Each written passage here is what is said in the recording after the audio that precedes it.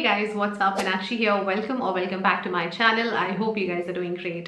This video is going to be our very first episode of our new skincare Q&A series, which is going to be a monthly series. तो हर महीने यहाँ पे मैं एक video बनाऊंगी और जो भी आपके skin care hair care related questions जो मैंने मिस कर दिए थे आपके कोई कमेंट्स में, या फिर जब आप मुझे डीएम करते हैं किसी रीजन से स्किप हो जाता है, मैं आंसर नहीं कर पाती हूँ, या कोई ऐसे वीडियो टॉपिक्स की अगर आप लोग रिक्वेस्ट करते हैं जो कि इतना छोटे जिनका आंसर होता है कि एक वीडियो उस पर नहीं बनाया जा सकता, but I do want to give you an answer, तो एवरीथिंग कंबाइंड जो इधर उधर से स्लिप आउट हो जाता है ना, उसको हम इस वीडियो में इंक्लूड करने की कोशिश करेंगे. And because I want this video to be useful and that's why I don't want to make it very complicated. So I'm not going to put up any screenshots, any username images and this and that and any effects. We'll make it very natural and raw, just like how you're talking to a friend. तो ताकि आपको भी आपके answers एक non boring वे में quickly मिल जाए. And I am sure ऐसे बहुत लोग होते हैं जो क्वेश्चंस पूछते नहीं हैं, बट एक बार क्वेश्चन आंसर होता है तो कई लोगों की हेल्प हो जाती है. So I am going to keep it very raw so that I have to spend less time on editing and I'm motivated enough to repeat it again and again. Now later you can tell me from your experience if you feel these kind of videos are helpful to you or no. If you feel at any point that these are useless or boring or no point, then I will stop doing them. But for as long as they are serving the purpose, I will try to make at least one video of this kind every month. Now the reason why I'm speaking so fast is because इस video के लिए मेरे पास total 25 questions हैं और मैं ये video की length बहुत लंबी नहीं करना चाह रही हूँ, तो प्लीज डोंट एक्सपेक्ट कि मैं बहुत डिटेल से आंसर दूंगी, but you will get your answer. And on that note, let's finally officially begin this video. So I have written all your questions on this notepad so that मुझे आसानी रहे refer करने के लिए, और जो DMs वगैरह है उसके लिए मैं फोन रेफर करूंगी. Now you guys I think can pretty much tell how much I love lavender color. Anyhow, let's start. So the very first question that I got was acne को spot treat करने के लिए एक effective सा character jail और tiny bumps होते हैं मुझे, तो उसको कैसे ठीक करना है. अगर आपके पास ज्यादा टाइम नहीं है, आपके पास सिर्फ एक ही रात है, आपको इंस्टेंटली ओवरनाइट उसको ट्रीट करना है, तो पिंक फॉडरी का एक छोटा सा बॉटल आता है जिसमें पिंक कलर का कैलामाइन जैसा लोशन होता है, साथ में छोटे से वो ईयरबड्स के जैसा एक छोटा सा आपको पैक मिलेगा. You just have to dip that bud in that and spot treat your acne and pimple. Now for example अगर आपके पास 2-3 दिन का समय है तो आप यूज कर सकते हैं बेंजोल पेरोक्साइड, या फिर फॉक्सटेल का आता है 1 Zit Wonder. That is super. मैं उसको आजकल यूज कर रही हूँ, मुझे काफी पसंद आ रहा है. But if you need instant overnight results, then nothing like pink फॉडरी acne spot corrector gel and और I think that's named lotion. And then अगर जहां तक बात आती है टाइनी बम्प्स की, उसके लिए आप यूज कर सकते हैं सेबो जेल. नेक्स्ट क्वेश्चन है, क्या सिर्फ रेटिनॉल लगाने से फेस के सारे प्रॉब्लम्स दूर हो जाते हैं या कोई दूसरे एक्टिव्स भी जरूरी हैं. नाउ ऑब्वियसली इसमें कोई डाउट नहीं है कि रेटिनॉल सुप्रीमली यूजफुल होता है और डिफरेंट कंसर्न्स को केटर करता है. लाइक कई लोगों को लगता है कि वो सिर्फ फाइन लाइन्स और रिंकल्स के लिए होता है, जबकि ऐसा नहीं है. जिन लोगों को एक्सेसिवली एक्ने पिंपल्स होते हैं ना, उनको भी डॉक्टर्स रेटिनॉल रेकमेंड करते हैं. तो आप दोनों ही सिचुएशन में वो सुप्रीमली यूजफुल होता है, but that does not mean कि that is the only solution you have. For example, if that does not work for you, does not suit your skin, और you are simply not comfortable with using retinol, then आप दूसरे alternatives भी use कर सकते हैं. For example, if your primary concern is to work on your fine lines, wrinkles, anti ageing issues basically, then आप मल्टीपेप्टाइड serums आते हैं, copper tetrapeptide serums आते हैं, वो यूज कर सकते हैं.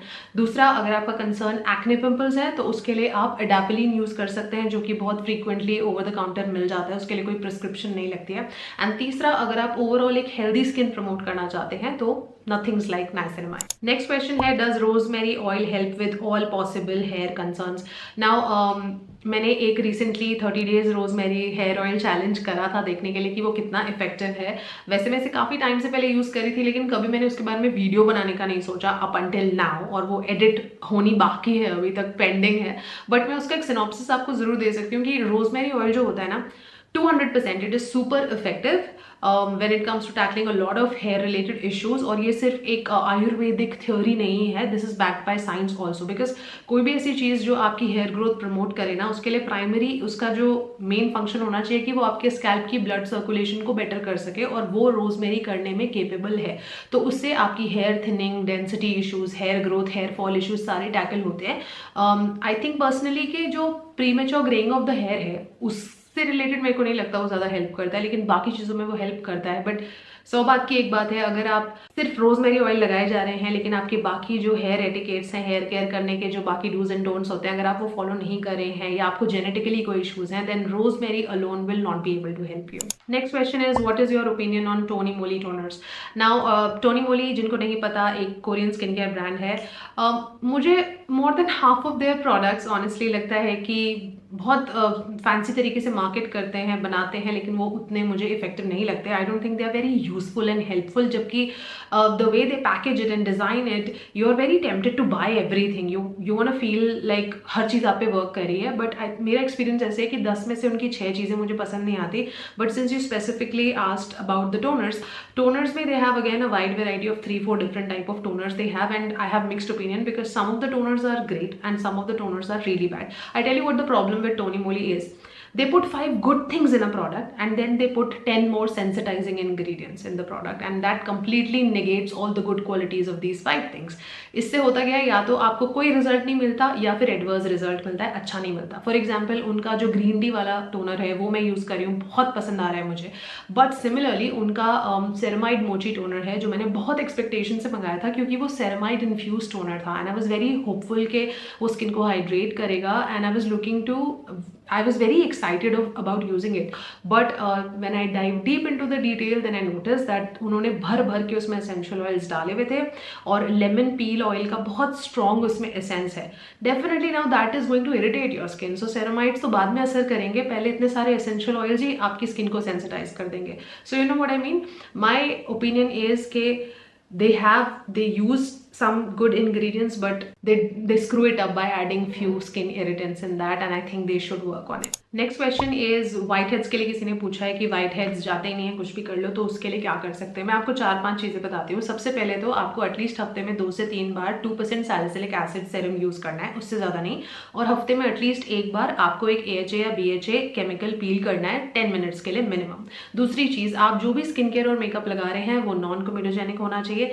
तीसरी चीज़, अगर आपको लग रहा है कि प्रोडक्ट्स वगैरह से और इस रूटीन से फ़ायदा नहीं हो रहा है, तो आपके पास 2 तरीके हैं। अगर तो आपके जो whiteheads हैं माइल्ड टू मीडियम है, बहुत ज़्यादा बॉदरसम नहीं है, तो फिर ओवर द काउंटर आपको रेटिनॉइड्स मिल जाएंगे, जैसे कि एडाप्लिन है, जिससे कि 10 या 15 दिनों में ही आपको काफ़ी फ़र्क देखने को मिलेगा, आप वो यूज़ कर सकते हैं। बट फॉर एग्जाम्पल, आपको बहुत ज़्यादा सीवियर whiteheads हैं जो कि एडाप्लिन से भी ट्रीट नहीं हो पा रहे, in that case you will have to visit a dermatologist, जो कि आपको फिर प्रिस्क्रिप्शन बेस्ड जो स्ट्रेंथ बेस्ड रेटिनॉइड्स होते हैं, लाइक ट्रेटिनॉइन वगैरह की ट्यूब आपने देखी होगी, वो डर्मैट के प्रिस्क्रिप्शन से ही मिलती है। तो जो ये स्ट्रेंथ वाले, थोड़े हायर स्ट्रेंथ वाले होते हैं, इनको डर्मैट्स ही प्रिस्क्राइब करते हैं, तो वो वाले ऑइंटमेंट्स, वो वाले ट्रीटमेंट्स आपको ज़्यादा हेल्प करेंगे। Next question is somebody is asking me for a good sunscreen recommendation for sensitive skin.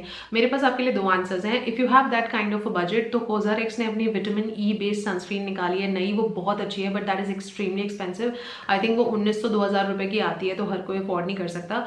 अगर आप अफोर्डेबल सोल्यूशन चाहते हैं तो fix derma shadow SPF 50 PA++ is excellent. वो आई थिंक 300-325 की आती है एट द मैक्स, और ये मैं विदाउट डिस्काउंट बोल रही हूँ। बहुत ही सेंसिटिव स्किन टाइप फ्रेंडली है, so just go for it. Next, somebody has asked me for a suggestion for a cleansing oil for sensitive skin type. अगर आप micellar water यूज़ करना चाहते हैं, like day to day basis पे clean करना चाहते हैं आपकी सनस्क्रीन वगैरह या डे का जो स्किन केयर होता है, तो उसके लिए आप जो गार्नियर micellar water है येलो वाला, वो यूज़ कर सकते हैं। उसमें आर्गन ऑयल के छोटे छोटे टाइनी ड्रॉपलेट सस्पेंडेड होते हैं, तो स्किन को बहुत नरिशिंग वे में वो क्लीन कर देता है। लेकिन अगर आप मेकअप वगैरह निकालना चाहते हैं, micellar से नहीं निकल पा रहा अच्छे से, तो जो क्लेंजिंग ऑयल सजेशन मैं आपको दूंगी is by Sugandha. That is their Sugandha squalane cleansing oil. So gentle and such nice formula, such sensitive skin friendly formula. My personal favorite, just go for it. Next, somebody has asked me for a conditioner recommendation for dry and frizzy hair. Your answer is Matrix Opticare. Next question is somebody is asking me for a good under eye cream recommendation. Under I creams में मैं बहुत ज़्यादा rely नहीं करती हूँ उन पे, लेकिन पिछले 5-6 महीनों से मैं जो 2 देख रही हूँ जो कि काफ़ी इफेक्टिव है, जो वर्क करती हैं। One is by Re'equil. उनकी अंडर आई क्रीम उन लोगों के लिए अच्छी है जिनको नींद वगैरह पूरी नहीं होती और स्क्रीन वगैरह ज़्यादा यूज़ होता है, तो उस वजह से ये वाली स्किन उनको लगता है थोड़ी पतली सी होती जा रही है, तो डार्कनेस ज़्यादा प्रोमिनेंट हो रही है। तो अगर उसको ब्राइटन अप करना चाहते हैं तो फिर रिक्विल की अंडर आई क्रीम अच्छी है। और अगर आप थोड़ा और इफेक्टिव वाला ढूंढ रहे हैं सपोज, जो कि आपके इधर के फाइन लाइंस वगैरह पे भी थोड़ा सा काम करे, देन रिवेला का मल्टीपेप्टाइड अंडर आई क्रीम ज़्यादा इफेक्टिव है, so that you can try. Same question का एक्सटेंशन है, किसी ने मुझे पूछा है कि मेरी सेंसिटिव आइज हैं, बहुत जल्दी वाटरी हो जाती है चाहे मैं कोई भी अंडर आई क्रीम लगा लूँ, तो फिर अगर आपकी आइज इतनी ज़्यादा सेंसिटिव है तो मैं आपको रेकमेंड करूँगी अवार्ता करके एक ब्रांड है, उसकी अंडर आई क्रीम उनका एक बहुत यूनिक पेटेंटेड सा फॉर्मूला है जो कि बहुत जेंटली डिजाइन करा गया है, keeping in mind the needs of sensitive skin, sensitive eyes people. उससे आपकी आइज बिल्कुल वाटरी नहीं होंगी, आप वो ट्राई कर सकते हैं। वो 700-750 रुपए का आता है, but that is totally worth it. Next up somebody has asked me what about pigmentation on body, उसके लिए प्रोडक्ट रिकमेंडेशंस और रूटीन और वो सब मांगा है। तो मैंने रिसेंटली वीडियो किया था जहाँ पे मैंने टॉप 10 या 12 बॉडी स्क्रब्स और बॉडी वॉशेस शेयर करे थे जो कि आपकी बॉडी रिलेटेड इश्यूज जो होते हैं, बॉडी एक्ने और केपी, स्ट्रॉबेरी लेग्स और पिगमेंटेशन, उन सब के लिए, तो आप वो वीडियो देख सकते हैं फॉर प्रोडक्ट्स।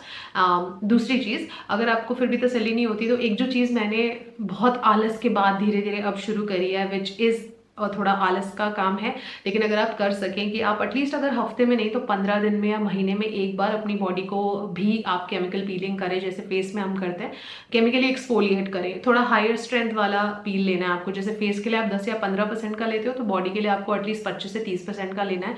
बहुत सारे ब्रांड्स में आता है, लाइक डीकंस्ट्रक्ट में, डर्माको में and I think dot and की में भी आता है 25 से 30% वाले, क्योंकि वो फेस के लिए तो टू मच हो जाते हैं, तो उनको हम बॉडी पे लगा सकते हैं, 15 मिनट के लिए छोड़ सकते हैं, तो उसका भी असर तुरंत नहीं दिखता है, लेकिन एक हैबिट कर सकते हैं 15-20 दिन में एक बार उसको करने की।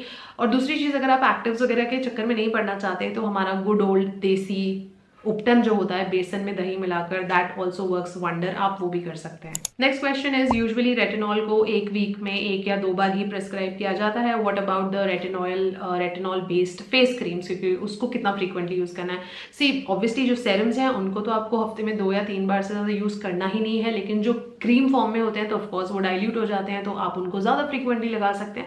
सो आई वुड से आप हफ्ते में एटलीस्ट 5 से 6 दिन उनको इजीली लगा सकते हैं। If you want to give a break, एक दिन का break is enough, Sunday through Friday आराम से लगाओ, सैटरडे एक दिन का ब्रेक लो and then again continue. Next question किसी ने पूछा है, उनको एक्टिव एक्ने है और उसके स्कार्स भी होते रहते हैं, तो कोई एक ही इंग्रेडिएंट उन्होंने मांगा है या एक ही product. I totally get it, because लोग बिजी होते हैं, हर चीज़ के लिए हम अलग अलग क्रीम नहीं यूज़ करते बैठ सकते। तो आई थिंक अगर आपको एक्टिव एक्ने भी आते रहते हैं और साथ में आपको पुराने एक्ने के निशान पे भी काम करना है, तो azelaic acid is your best friend. आप एजिडर्म एक क्रीम आती है 10% वाली, वो यूज़ कर सकते हैं, या फिर एजिलैक सेरम भी यूज़ कर सकते हैं, वो एक्टिव एक्ने को भी ट्रीट करता है और उसके निशानों पे भी काम करता है। Then somebody has asked me for an under eye cream recommendation for genetic under eye circles and darkness and has asked if it could be treated permanently ever. अगर आपकी जो अंडर आई सॉकेट्स हैं, अगर वो डिहाइड्रेशन वगैरह की वजह से भी कई बार थोड़े से ऐसे लगते हैं they are sunken deep, and in which case normally अपना वाटर इनटेक बढ़ा देने से भी काफ़ी फर्क पड़ जाता है, नींद पूरी लेने से भी काफ़ी फर्क पड़ जाता है। अदरवाइज जो हमारे अंदर ब्लड वेन्स हैं वो ऑफकोर्स ब्लू कलर के दिखते हैं, तो थोड़े और ज़्यादा ये एरिया डार्क लगने लगता है। तो अगर आपको इस एरिया में थोड़ी डार्कनेस है जिसको आप ब्राइटन अप करना चाहते हैं, या फिर यहाँ पे जो थोड़ी बहुत फर्मिंग टाइटनिंग इफेक्ट देना चाहते हैं, या फिर आप पफी आइज को डीप अप करना चाहते हैं, तब तो ये अंडर आई क्रीम्स वर्क करती हैं। तब तो आप यूज़ कर सकते हैं जो इफेक्टिव सॉल्यूशंस हैं, कॉपर पेप्टाइड बेस्ड अंडर आई क्रीम्स, या जिनमें कैफीन होता है, वो वाले जो सॉल्यूशंस होते हैं बहुत हेल्प करते हैं। लेकिन to be honest my friend, अगर आपको जेनेटिक है ये प्रॉब्लम, तो ये without a cosmetical, without a dermatological procedure, creams वगैरह से अकेले से नहीं जाएगा। इसके लिए या तो वो आपको लेजर थेरेपी या डिफरेंट तरह के ट्रीटमेंट्स ऑफर करेंगे, वो डर्मैट ही आपको बताएंगे। इन दैट केस ये ओवर द काउंटर क्रीम्स आपको हेल्प नहीं करेंगी। ओके, नेक्स्ट क्वेश्चन मुझे किसी ने पंजाबी में पूछा है। बेसिकली काफ़ी लंबा उन्होंने लिखा है, पर मैं उसका सार समझ गई बात का। वो बेसिकली ऐसा कुछ पूछ रहे हैं कि मैं एक्टिव्स वाले सेरम लगाता हूँ और फिर मैं इसके ऊपर दूसरा कोई एक्टिव वाला सेरम लगा सकता हूँ कि नहीं, कौन से एसिड पे कौन सा एसिड। देखो मैं एक सिंपल सी बात बताती हूँ, अगर आप एसिड्स और ये एक्टिव वाले सेरम्स में कंफ्यूज होते हो तो कुछ सेरम्स का नेचर होता है, कुछ एक्टिव्स का नेचर होता है कि बहुत हाइड्रेटिंग होता है नेचर में, जैसे हाइलुरोनिक एसिड हो गया, मल्टीपेप्टाइड सेरम्स हो गए। इनको तो आप किसी भी चीज़ के साथ आराम से पेयर कर सकते हो, for that matter even niacinamide also. But कुछ ऐसे एसिड्स होते हैं जो कि एक्सफोलिएटिंग या ड्राइंग हो सकते हैं नेचर में, जैसे विटामिन सी हो गया, AHA, BHA, salicylic acid, retinols, ये हमारी स्किन का सेल टर्नओवर बढ़ाते हैं, राइट। सो कोई भी ऐसी चीज़ जो ड्राइंग हो या सेल टर्नओवर बढ़ा रही हो, अगर वैसा आप सीरम लगा रहे हैं तो सेम नेचर के 2 सीरम एक टाइम पे नहीं लगाने। You can pair them up with hydrating serum. आप किसी भी चीज़ को हाइलुरोनिक एसिड, नाइसिनामाइड या मल्टीपेप्टाइड्स के साथ लगा लो, कोई प्रॉब्लम नहीं है। लेकिन आप सेम डे पे रेटिनॉइड्स लगा रहे हो, सेम टाइम पे विटामिन सी, या सेम डे पे सैलिसिलिक, सेम डे पे retinoids, won't work. So simple funda is 2 drawing nature या सेल टर्नओवर बढ़ाने वाली नेचर की एक्टिव्स को एक साथ यूज नहीं करना। Next question is, somebody has asked, ma'am, I use Jove's Sun Derma Care sunscreen and it contains oxybenzone and avobenzone and I have acne prone skin type, so should I continue using it? Now see, honestly, these 2 sunscreen agents are very commonly used in most of sunscreen formulations. They are pretty safe to use. By the nature of themselves, they are not toxic or hazardous as such कि इनको use करके कुछ आपको नुकसान हो जाएगा, but it literally depends on somebody's personal skin sensitivity level. कई ऐसे नहीं लोग होते जिनको स्किन केमिकल फिल्टर्स एक्सेप्ट ही नहीं करती है, रिएक्ट करती है, तो फिर उनको मिनरल फिल्टर्स की जरूरत पड़ती है। तो अगर आपकी स्किन अल्ट्रा सेंसिटिव है तो obviously the safest thing for you is to go for physical filters, mineral sunscreen filters. लेकिन अगर in general most of the जो लोग होते हैं उनको केमिकल फिल्टर्स की एक्सेप्टेंस होती है स्किन को, if that is not the issue with you, तो फिर इन एजेंट्स को यूज करना कंप्लीटली सेफ होता है। तो you can continue a sunscreen and just don't discard a sunscreen because उसमें ये है। Next question is, I am having serious hair thinning since 5 months, please suggest a good hair serum. अगर आपको बहुत severe hair thinning हो रही है तो वो सिर्फ एक प्रोडक्ट से तो नहीं जाएगी, बाकी भी चीज़ें उसके इन एंड अराउंड, आप क्या खाते हैं, क्या पीते हैं, कैसे सोते हैं, क्या करते हैं, सब कुछ भी मायने रखता है। लेकिन अगर आप एक प्रोडक्ट का नाम पूछ रहे हैं जो एक्सेलरेट कर सके ये product, then that product will be the Ordinary का multipeptide serum for hair density. I have spoken about it, I think 5-6 महीने पहले मैंने वो वीडियो करा था एंड वहाँ पे मैंने उस प्रोडक्ट के बारे में आपको डिटेल से बताया था कि जिनके भी बाल पतले बहुत हो रहे हैं और वो उसकी डेंसिटी को बढ़ाना चाहते हैं, उसके लिए बाय फार मेरा फेवरेट सेरम ऑर्डिनरी का मल्टीपेप्टाइड हेयर डेंसिटी सेरम है। Do give it a try but please be patient for at least 2 to 3 months। Next question, मेरी पिलग्रिम वाली वीडियो के नीचे एक यूजर ने पूछा है कि उन्होंने शायद पिलग्रिम का अल्फा अबिटन सेरम यूज करा होगा, विटामिन सी वाला, तो वो 1 महीने से ही यूज कर रही है, थोड़ा सा ऑक्सीडाइज हो गया है, तो should she continue using it, और ऐसा क्यों हुआ, लाइक इतनी जल्दी कैसे?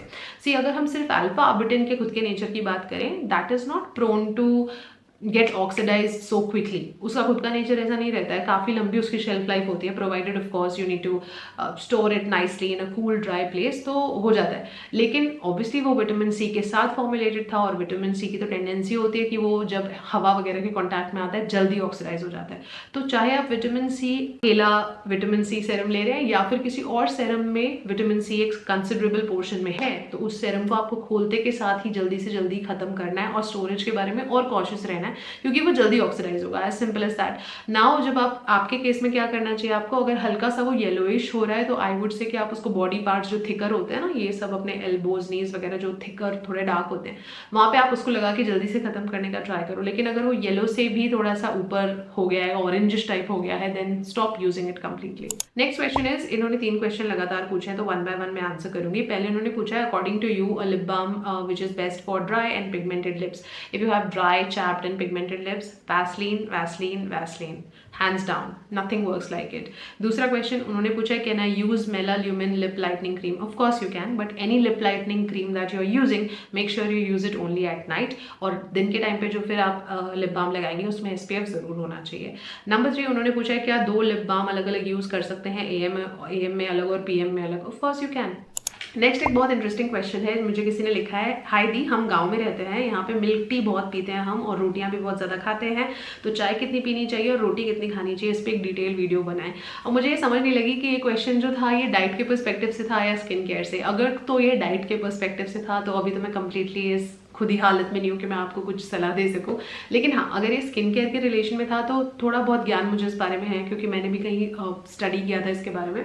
तो जो चाय होती है, जो मिल्क वाली चाय होती है, उसके साथ सीन क्या रहता है कि पहली बात तो इतना स्किन केयर को सीरियसली मत लो, इतना दिल पे मत लो कि चाय भी आप नाप तोल के पी रहे हो। बट हाँ, एक जो मिडिल ग्राउंड मैंने मेरे लिए फाइन करा है, आई थिंक अगर आप दिन के 1 से 2 कप पीते हो दैट इज टोटली फाइन। लेकिन अगर आप ऑब्सेस्ड हो, आपको दिन में 4-5 बार चाय पीने की ज़रूरत महसूस होती है, या फिर आप एक या 2 बार भी पी रहे हो पर मग भर भर के पी रहे हो, that is a complete no no. Because क्या रहता है, जब हम टी की बात करते हैं ना, जब हम ग्रीन टी वगैरह पीते हैं, कोई डिटॉक्स टी वगैरह पीते हैं, तो उसमें तो एंटीऑक्सीडेंट्स बहुत होते हैं, तो स्किन के लिए बहुत अच्छा होता है। लेकिन जब जैसे ही हम मिल्क टी पे आ जाते हैं, तो जो मिल्क में शुगर का कंटेंट बहुत ज़्यादा होता है, मैं उस शुगर की बात नहीं कर रही हूँ जिसको हम ऊपर से डालते हैं, भले आप शुगरलेस चाय पी रहे हो, लेकिन क्योंकि वो बहुत हाई कंटेंट होता है ना, तो उससे एक प्रोसेस होती है, आई थिंक ग्लाइकेशन कहते हैं उसको, जिसमें कि क्या हो जाता है कि हमारे जो स्किन के अंदर जो इलास्टिन फाइबर्स होते हैं, कोलेजन होते हैं, वो उसको वीक करता है। तो जितनी ज़्यादा आप दूध की चाय पी रहे हैं, और स्पेशली अगर आप एजिंग वाली एज ग्रुप में है, तो आपके जो इलास्टिन फाइबर्स और कोलेजन होंगे ना, वो उतना जल्दी ब्रेक डाउन होना शुरू हो जाएंगे, और फेस ना बड़ा डल, बुझा हुआ और प्री मेच्योर एजिंग के साइंस आपको जल्दी दिखने लग जाएंगे। So yes, if you can then you should try to keep it in control at least. Next somebody has asked me for a good recommendation for a niacinamide serum. वो presently use कर रही है plum का, और उनको बिल्कुल पसंद नहीं आ रहा है, तो क्या यूज करना चाहिए? To be very honest with you, any brand that you trust, उसका 5% का niacinamide will work for you. Don't fall for 10, don't fall for 15. I'm not saying that they are bad, they do work for people, but if it is not working for you, it's time for you to take a step back. 5% वाला use करो। I think Dermaco brand वाला बहुत अच्छा है, रिक्वल वाला बहुत अच्छा है। मेरा डर्माको के बाद जो सेकंड फेवरेट है is the Sugandha one, that is excellent. तो 5% वाला नाइसिनामाइड आप यूज करो of any brand that you trust, and you will be sorted. Okay, next question किसी ने पूछा है कि 1 महीने से सिटाफिल फेस वॉश स्टार्ट कर रही हूँ यूज़ करना, और फेस ज़्यादा खुश नहीं हूँ बिकॉज फेस बहुत ऑयली लगता है, और जो लोअर लिप है उसके नीचे बहुत वाइट हेड्स आ गए। तो नंबर 1 वाइट हेड्स का आंसर तो मैंने आपको पहले वाले क्वेश्चन में दे दिया, आप जाके वो पार्ट रिवाइंड करके देख लो। कमिंग टू फेस वॉश, अगर आपको सिटाफिल में मज़ा नहीं आ रहा है, आपको लग रहा है अच्छे से क्लीनिंग नहीं हो रही है, लेकिन अगर आपकी स्किन ऑयली एक्ने प्रोन है, तो एक्वालॉजिका के फेस वॉशेस बहुत अच्छे हैं, और डॉट एंड की के फेस वॉशेस बहुत अच्छे हैं। तो I would say dot and की का जो ग्रीन वाला आता है, सीका वाला, वो ट्राई करो, that will be very good for you. Next question है, किसी ने पूछा है कि अगर हम जो सेरम्स जो भी यूज़ करते हैं, तो एक बॉटल और दूसरी बॉटल के बीच में कितना गैप होना चाहिए, कॉन्टिन्यूस यूज़ कर सकते हैं क्या, या फिर कितना गैप मिनिमम देना चाहिए before we switch these bottles. See again the same formula, अगर आप हाइड्रेटिंग सेरम्स की बात करें, something like which is very gentle and mild like niacinamide और पेप्टाइड सेरम्स और hyaluronic acid, then you can continue using them okay without a stop. But अगर आप जो नेचर में ड्राइंग हो, या स्किन का जो टर्नओवर है, सेल टर्नओवर को बढ़ाती हो, या फिर एक्सफोलिएटिंग हो नेचर में, सैलिसिलिक एसिड, विटामिन सी, उस तरह की चीज़ें, तो मैं पर्सनली अपने लिए जो रूल फॉलो करती हूँ, मैं एटलीस्ट 1 हफ्ते का गैप जरूर देती हूँ बिटवीन 2 बॉटल्स, नहीं तो बहुत एक्सेसिव ड्राइनेस हो जाती है। एक बॉटल हमको यूजुअली आई थिंक एवरीडे भी यूज़ करते हैं, तो 1.5 से 2 महीना चलती है। उसके बाद आई वुड से आप एटलीस्ट हफ्ते 10 दिन का गैप जरूर दें। स्किन का एक pH होता है, एक बैरियर होता है, उसको थोड़ा सा काबू में रखें, बैलेंस में रखें, फिर आप हफ्ते 10 दिन के बाद दोबारा से कंटिन्यू कर सकते हो। And then of course you have to listen to your skin also. कईयों के लिए आंसर आगे पीछे भी हो सकता है depending on how their skin is behaving. Next up somebody has asked me for a suggestion for body and back acne, उनको हो गए हैं, तो उसके लिए वो प्रोडक्ट पूछ रहे हैं। तो माय आंसर इज, जो पर्सनली मैंने एक्सपीरियंस करा है, मेरे केस में बहुत सीवियर मेरे को बैक एक्ने हो गए थे, और उसने मुझे काफ़ी हेल्प किया था, is the AC Pro acne clarifying spray. Excellent product, उसमें वो बहुत सस्ता तो नहीं आता है, बट बहुत महंगा भी नहीं आता है, और स्प्रे फॉर्मेट में होता है, तो पीछे के हिस्सों पे भी आप विदाउट एनीबडीज हेल्प खुद लगा सकते हो। उसमें सोडियम लैक्टेट है, नाइसिनामाइड है, एजिलैक है, सैलिसिलिक एसिड है, और स्किन सूदिंग इंग्रेडिएंट्स है। कुछ भी स्किन पे इचिंग और रैशेज को बढ़ाता नहीं है, काबू में रखता है, और बिना खुजली वगैरह करे ना आपके एक्ने पिंपल्स को काफ़ी अच्छे से वो सप्रेस कर देगा। So that one is very effective. And the last question is, somebody has asked me for my opinion on these celebrity-owned skincare brands.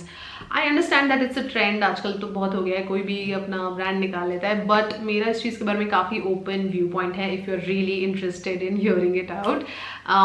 Basically, the thing is, I don't have any preset opinion about any brand before it launches or before I try out the products, because ऐसा भी ज़रूरी नहीं है कि बहुत सारे ऐसे dermatologist-owned brand भी हैं who have done blunders, right? तो उनके भी प्रोडक्ट्स हमेशा काम नहीं करते हैं। तो हमको ऐसे डायरेक्टली एक क्रिटिकल ये नहीं रखना है कि बिकॉज सेलिब्रिटीज ने निकाला है तो बुरा ही होगा। Of course celebrities themselves are not dermatologists, they are not experts, but it is also a fact that they do have access to top class dermatologists and skincare experts in this field, right? So I think personally for me, first thing it boils down to the formulation of a product. No matter वो dermats ने निकाला है या वो celebrities ने निकाला है, it has to boil down to the formulation of the product. तो बिना ट्राई करे मैं मेरा ओपिनियन कहीं नहीं देती हूँ।